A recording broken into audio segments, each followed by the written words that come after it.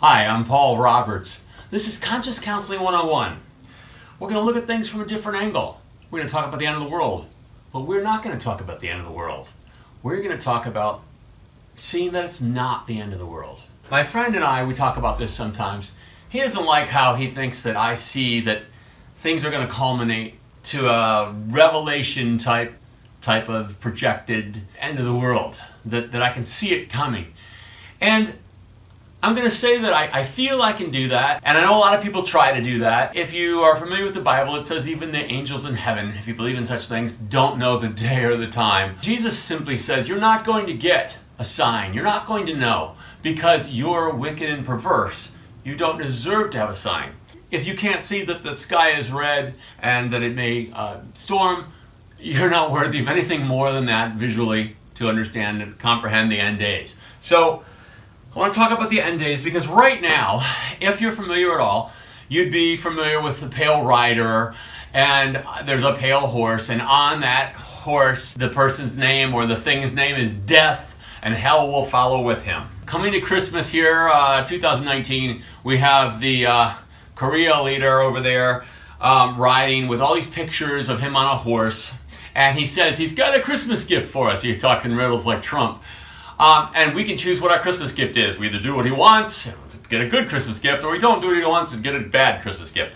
We don't know whether or not he's capable of doing anything. We don't know whether or not his nuclear missiles can come over here and destroy us. But we know he's been trying. We know he's been trying to get engines ready to get missiles to go farther long range.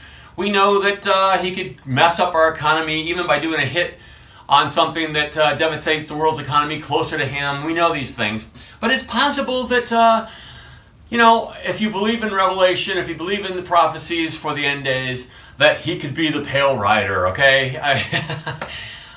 It's possible. Now, it's possible we could be dead by Christmas. It's possible we could be dead after Christmas. But I don't think it is. And I'm going to talk about that in this rambling video. Because I haven't looked yet. I made sure I didn't look.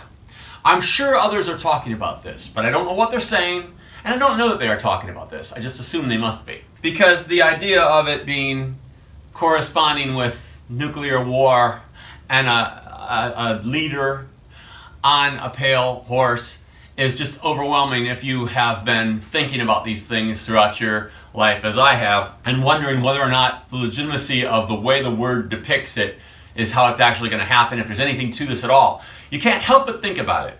But I'm not going to jump to conclusions. I'm just going to say, if my life is over, if he hits Los Angeles, then is that a great tragedy?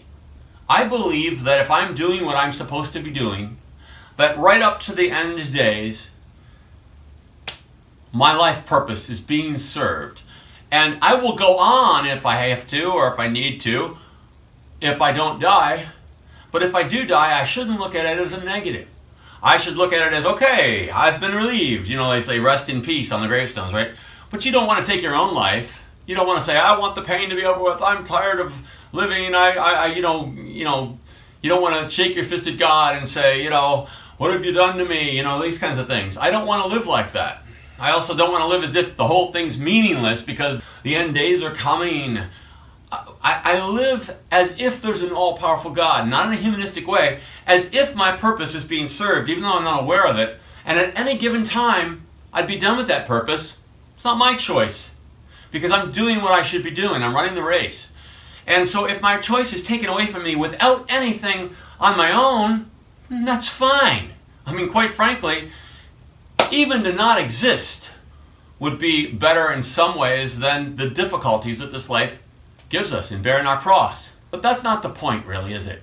Being prepared, very few people that I see coming to this channel, at least in the beginning where no one knows about it, because I haven't really promoted it, they're gonna say, what is this guy talking about?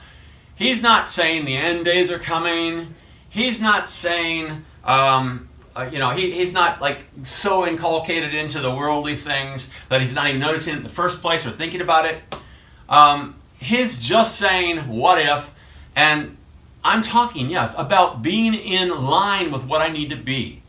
while I'm going along, and also being free to die and have that taken away from me, but not have that decision on my own, but have it taken away. I believe that because on this particular one, when I say one, this particular idea that this could be the end of the world because of the nuclear weapons threat and the white horse and Donald Trump saying, "Don't worry, everything's fine and we like each other.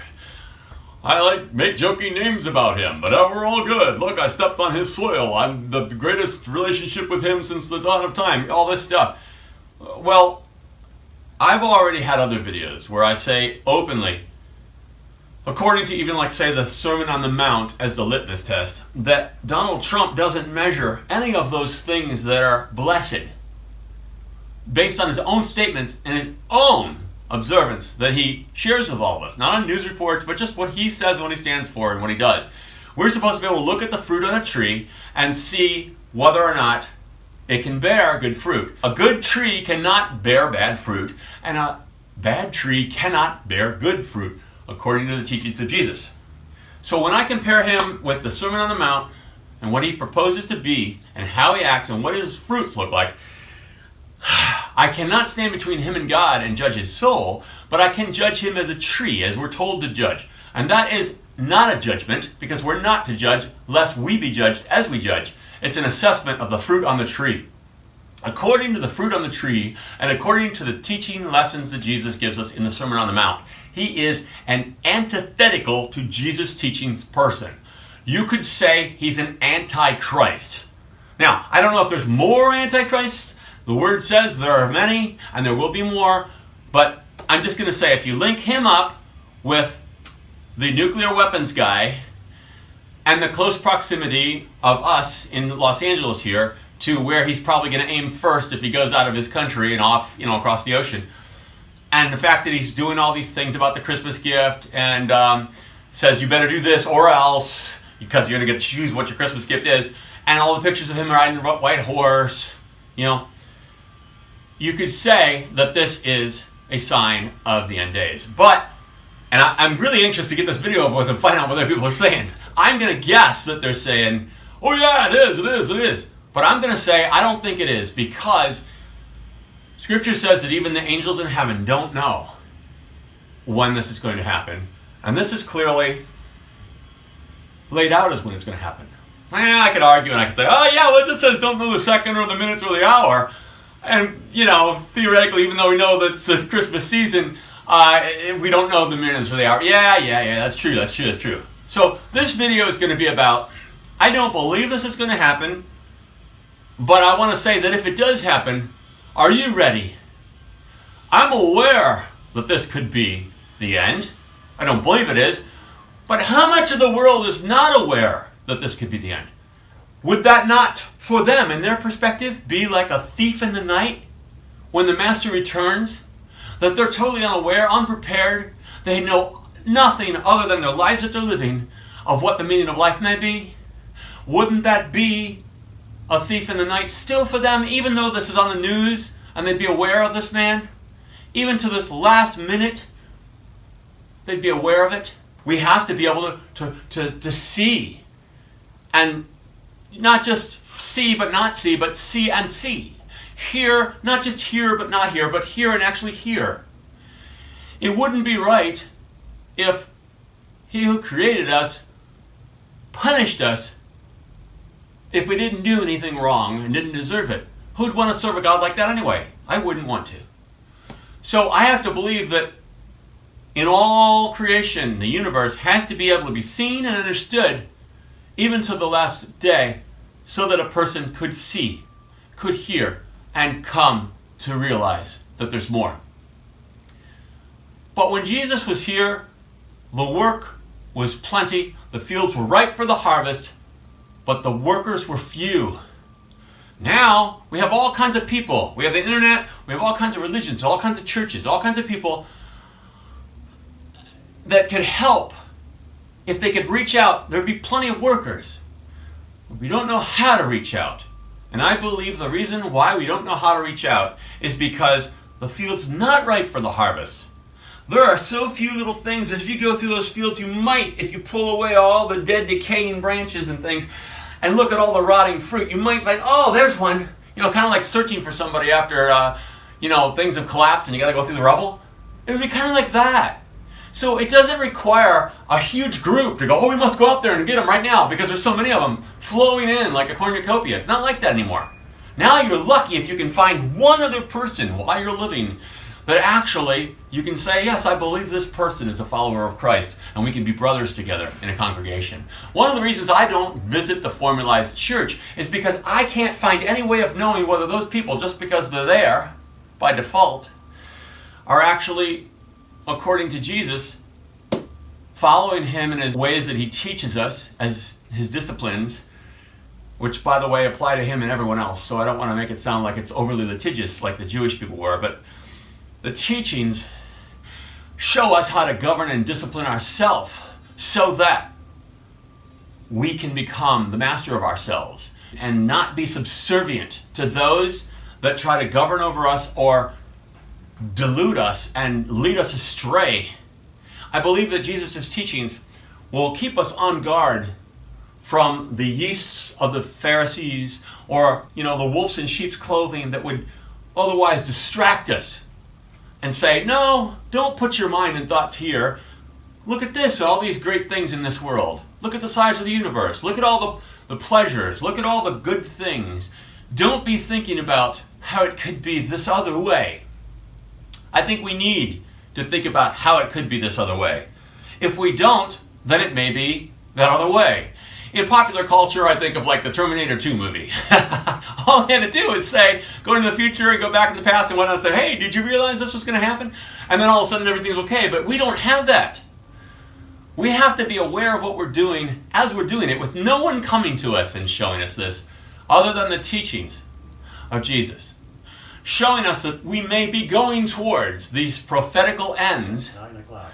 And it may be happening now, or it may not. I don't want to sit here and just be a chicken little, the sky is falling, doomsayer. My friend, he doesn't like those kinds of people because he says they're not founded in logic. They're outrageous. And I agree. We need to know that something may be coming like that in a faith way. We need to understand we need to be prepared for that, in the sense that, let me examine what's going on our world every day, and let's see what would line up to having those things come true. Well, one thing that would line up is nobody'd be seeing it. Hardly anybody would. Because if they did, they'd unilaterally get together and they'd find a way to resolve it somehow. Kind of like the climate change. We're not going to resolve the climate change because we're split. The world's split. The people in the United States are split.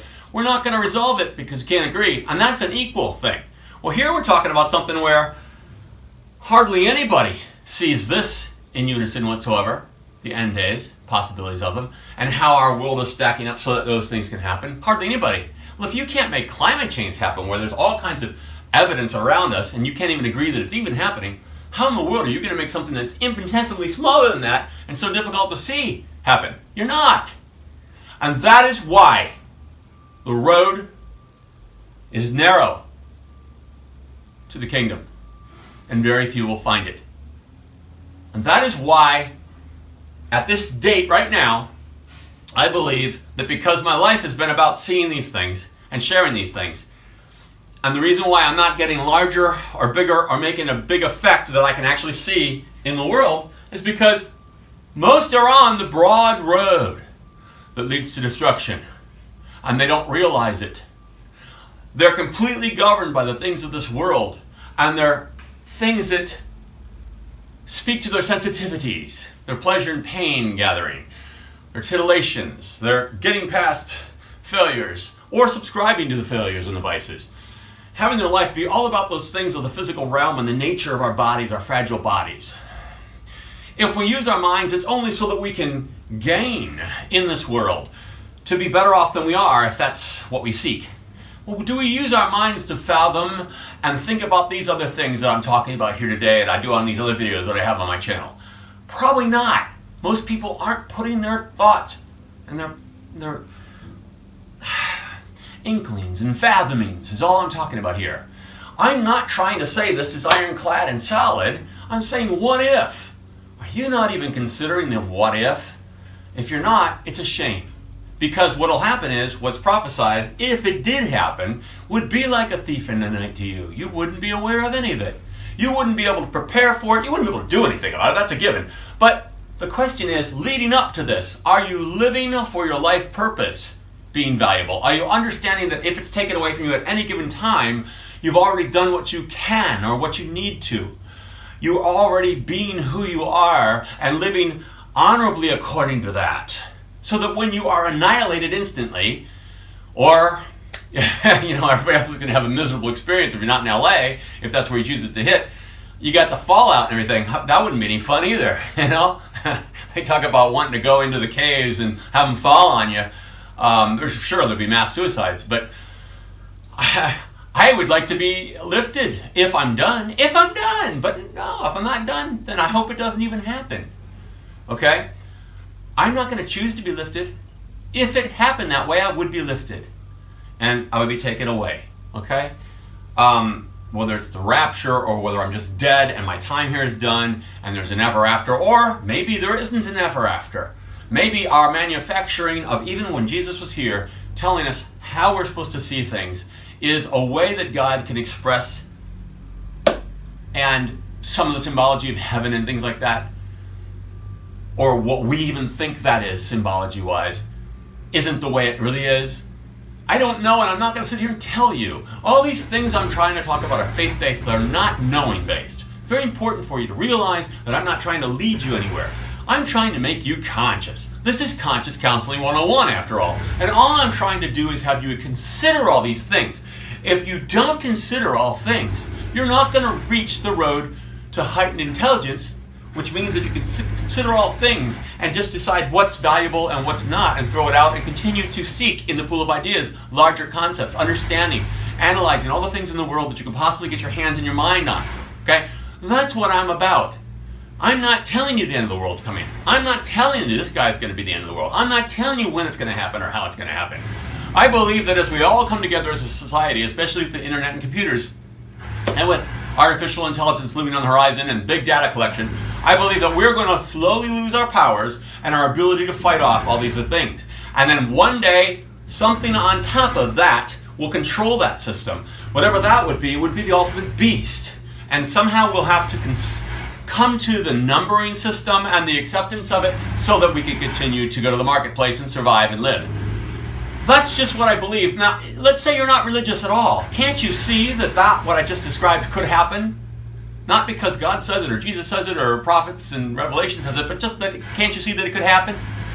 Well, if you can at least see that could happen and just discard religion or whatever, if you have to, just to make yourself comfortable, then we're talking the same language. And that's what really matters, because in Conscious Counseling 101, I'm not trying to make everybody fit into a box and say you have to see it this way. I'm trying to make people see you can see it any way you want to.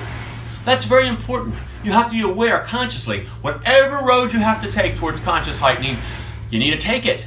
This is Conscious Counseling 101. And it's what I do and am about. I know there are people out there that I'm speaking to that can see this, at least on some level. I'm telling you, you would be better off if you would at least admit to yourself that on some level what I'm talking about is likely possible. And if you are, I know very few are looking at this right now, please, in this early time where I'm starting what I'm starting, please get in contact so we can build on these ideas, understand them, sort them out, and perhaps help others.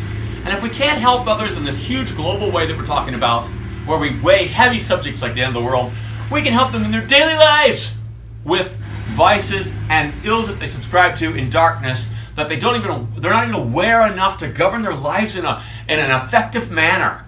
I can counsel to those people and help those people because I can see these larger concepts, and I can also see basic concepts in one's life to see what's causing those things and how you can get past them. That's what I do here at Conscious Counseling 101. And if what you ask for has to do with these concepts, I wouldn't want you to not have them. So it's free. There's no cost. I've been asked before by people for specific things. And up till now, I've been giving those things away for free too. But if you started saying, oh, I need your time, I need your individual attention, I'm considering if we build this one day, saying I'll be like those people again that make myself available for someone on a one-on-one thing. If there's something I believe that they can be helped with and they're asking me to, that is a possibility in the future. I don't know. But right now, let's explore together. Do you want someone you can talk to for no cost? Do you want someone that you can just throw your ideas at and say, what do you think of this? Or can you give me an answer or a thought of what you would do if you had this in your life? Those kinds of things. The very few people that are actually seeing this, could you please just not be shy? Just talk to me about those things because I need something to work with. And I think we can do good things with those things if we do work with them together. I'm Paul Roberts.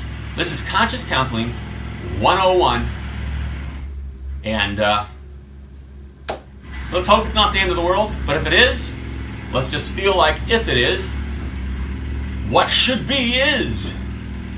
I'm not saying we can change it, but be comfortable that something outside of ourselves made it be what it is. Let's just try to not make it where we encourage it, because then it wouldn't be outside of ourselves. We'd be governing it. And I don't want to contribute even one little ounce to governing the end of the world. Paul Roberts, Conscious Counseling 101.